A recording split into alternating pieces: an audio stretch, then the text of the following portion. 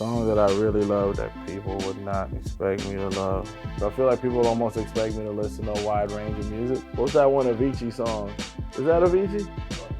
The one we played in Tokyo for the Ant, where we threw the Ant, the rave. The Swedish House Mafia? I like that one. Don't you worry, child.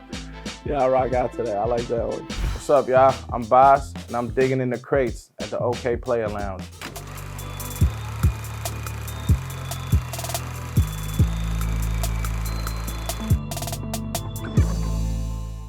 I discovered music, usually through friends, family, especially early on.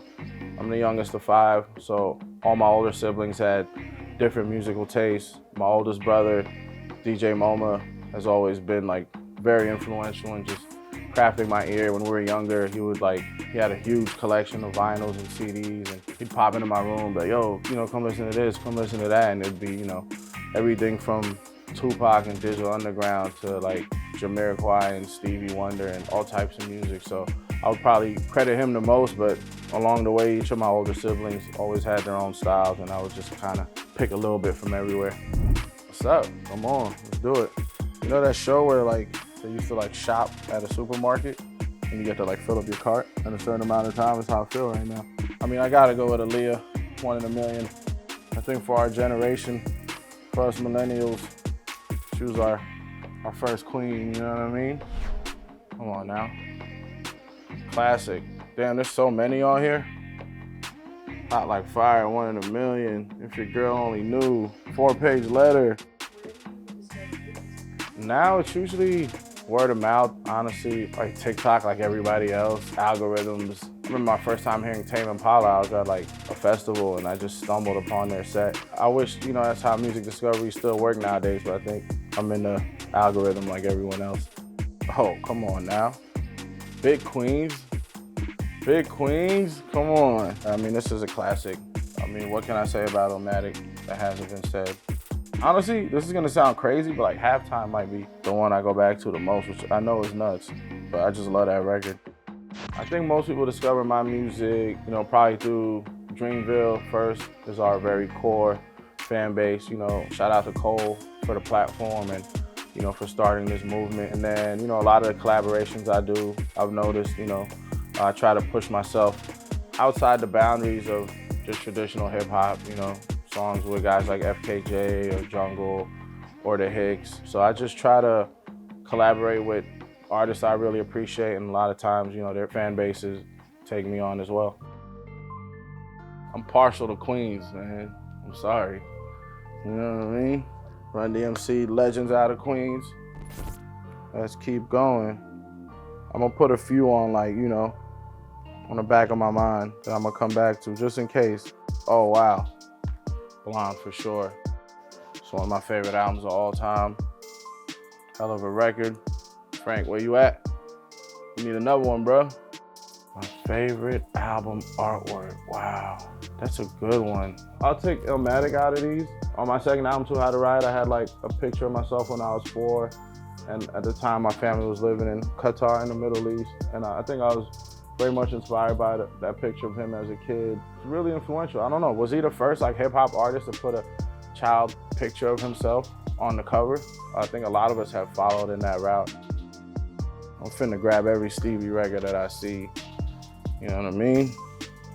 Look at these braids my boy had on here. You see these? Get a good look. Superstition. Yep, it's on here. Wow. There's a song me and Kaz did on Too High to Ride called Dopamine. I think more than anything, I really like the production on there. I don't listen to my own music, but when I hear that one, I really enjoy it. 5 other artists to go with Dopamine. There's a FKJ song called Brother. I'll put that on there. Now I'm thinking, sequencing. You're talking to someone who takes album sequencing very serious and playlist sequencing, so it's gotta fit the vibe, There's a song on Born Sinner. Is it Rich? I hate Rich. God damn it, I'll put that on there. Wow, Blonde, I would go with Self-Control. I'll take Shook Ones, actually. I would take Shook Ones in that. I think our sequencing is still really tight. The last one, I would go with San Junipero. It's got one of those kind of grungy bass lines that I think would fit in there. Y'all picked some good records though. You did your research. Stevie's greatest hits. I mean, it's Stevie, you know? One way or another, like we all come from Stevie. That's really the bottom line. The last full album I downloaded, Loaded Honey. I think Love Makes Trees. They're a duo. They really are a part of Jungle, but they're like an offshoot of Jungle. It's a really dope vibe. The last concert I attended, most memorably was J. Cole at Madison Square Garden. It was the 10th year anniversary of Forest Hills Drive, so you know, it was like a big family reunion. Woohoo! Damn, Jeezy. Damn, Snowman. I gotta shout out Jeezy as a New Yorker. You know, he really kind of opened up the door. He was one of like the initial, you know, real like trap Southern rappers that I guess expanded like our cultural horizons. I had never even been to Atlanta, but I felt like, okay, I get it. 3 artists that are alive that I would like to collaborate with from this wall, I'd have to give, number 1 would be Bob Marley, Frank Ocean, and the boy, Drizzy Drake. Bob, I think, is just such a genius songwriter. Great like pop melodies, but he makes you move. And I think his content was always so powerful. You know, it was always uplifting. Frank Ocean just has such a potent pen, so much emotional depth. And Drake, because he's just so versatile. You know, you can make any kind of record with Drake, from Afro beats to some hard like trap club shit, and you know he's gonna show up and kill it. Outside of myself, who do I want to see collaborate? To be honest, I'd like to see Cole and Frank Ocean collaborate. I think, like, again, emotional depth. I think they would find a sonic landscape that suits both of them. I would love to hear that. And they've never done a song together, which is crazy because their come-ups are kind of same era-ish, you know? And they're 2 of the biggest artists of a generation. Oh, R.I.P. Big. Yo, y'all gotta give me more records. Come on now. Oh, this is a great album. Shout out to the boy. Some of these songs still run the summer. Controller, One Dance. This is a very good album. My favorite music video is Virtual Insanity by Jamiroquai.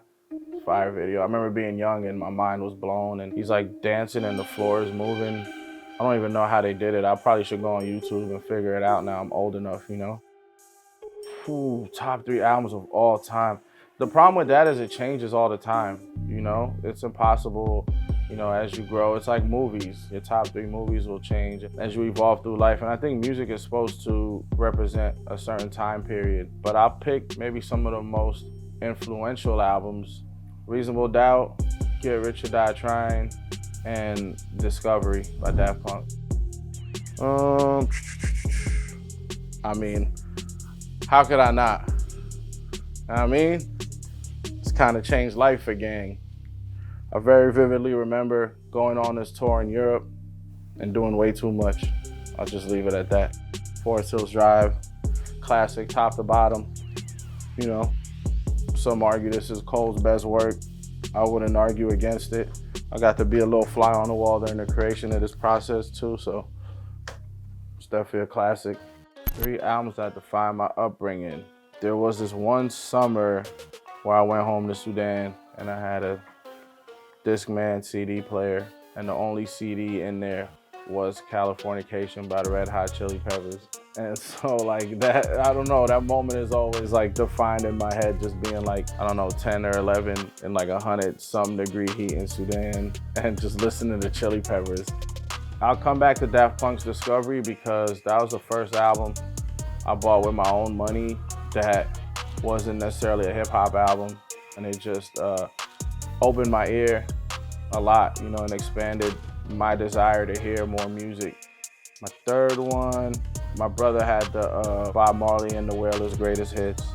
I gotta put that on there because, again, like, apart from just being so groovy and musical and dancey, everything he said, he stood for, and all the things he preached about in his music, that was like a eye-opening moment for me. The infamous, I told y'all I got a Queens bias, but even if I didn't, I mean, Shook One's is legendary hip hop record. All of your favorites have rapped on this beat, sampled this beat. Shout out to Mobb Deep, R.I.P. Prodigy. Big Queens. My older brother Proof was always playing Bob Marley. You know, maybe like Exodus or Bob Marley and the Wailers Greatest Hits. That stays in rotation. You got some Peter Tosh in here. Oh, the Black album. I'm grabbing the Black album for sure. Made the Yankee hat more famous than the Yankee can. Oh man, Mad Villain. I sampled accordion. R.I.P. Doom. I think when it comes to features, honestly, that's one of my superpowers is like I'm able to be very malleable and try to understand who I'm working with in ways where I can push them out of their comfort zone, in ways they can push me out of my comfort zone, you know, and we find that middle ground. You leave those sessions with that superpower and then you go to the next session and you know how to apply it. It's about being open. You know, a lot of people have a more closed process, but I think my artist development kind of forced me to have an open process, and that's been a secret power when it comes to collaborating with others. Isley Brothers, wow. I once had a great acid trip to the Isley Brothers. It stayed with me forever. It was one of those. Albums really are just like a page in your diary. You know, they really speak to where you are at that very specific moment in time. Like my first album was last winter. Me and my boy Sed, who's, you know, day one Dreamville guy. We were living in my parents' basement in Queens. That was like our mantra. We were like, yo, by next winter, like we're not gonna be broke. We're gonna move to California. We're not gonna be in this cold ass basement. So we would do something like last winter, this is our last winter, this is our last winter. And then it ended up, you know, sticking as the album title. It's just about naming it after whatever this period you're going through. Harry Belafonte. My pops love Harry Belafonte. Be singing that around the crib still. Damn, Pac, I get around. Wow, keep your head up. This is a crazy, like, I was gonna say a 2-pack, but like, I'm sorry. But damn, these are like two like classics. And it like really showcases his range as an artist. The first thing I pick up is definitely production. I think production is how the emotion is, you know, conveyed. And I think music is nothing without emotion, you know, even if it's a happy song, a sad song, you know, something pensive, whatever the case may be. You know what it's like when a Future record come on. You know what I mean? It's gonna give you a way different feeling than a Frank Ocean record, but you know, both are necessary, both are needed. I think regardless, it always starts with the music. Boom! I got it. And it's in the rapping. Exodus. Wow. R.I.P. Bob Marley. I mean, he's just top for me. I never got to see Bob live, but if there's anyone I could have ever seen live that I didn't, it would 100% be Bob Marley. R.I.P. to the legend. What's up, y'all? I'm Boss, and I just finished digging in the crates at the Okayplayer Lounge. Check it out.